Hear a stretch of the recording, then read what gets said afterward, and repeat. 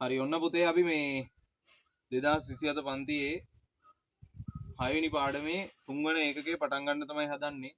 ඉතින් මේකෙදි ඔයගොල්ලන්ට මේ තියෙන අණුවැටුම් වර්ගයේ එන්ජින් වර්ගීකරණය පිළිබඳව ඉගෙන ගන්න. එතකොට මේ අණුවැටුම් වර්ගයේ එන්ජින් වර්ගීකරණය ගැන ඔයගොල්ලෝ ඉගෙන ගන්නකොට අපි මේ පාඩමේදී පුතේ ඔයාලට මේ එන්ජින් එකක් සම්පූර්ණයෙන්ම ගලවලා ඊට පස්සේ මේ එන්ජින් එක සම්පූර්ණයෙන් ආපහු ෆිට කරලා මේ ස්ටාර්ට් කරන්න පුළුවන් වෙන මට්ටමට මේ පාඩම උගන්වනවා. ඉතින් එතකොට හොඳ අවබෝධයෙන් මේ පාඩම අහගෙන මේ පාඩමේ වැට්ටික් කරන දරුවෙකුට පාඩම අවසන් වෙනකොට මේ සම්පූර්ණයෙන් එන්ජින් එකක් ගලවලා හයි කරන මට්ටමට මේක ඉගෙන ගන්න පුළුවන්.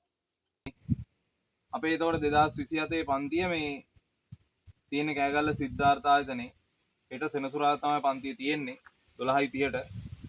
ඉතින් පන්තියට ඇවිල්ලා බලන්න. ඔයගොල්ලන්ට අනිවාර්යයෙන්ම වැඩේ හොඳටම කොට දා ගන්න පුළුවන්.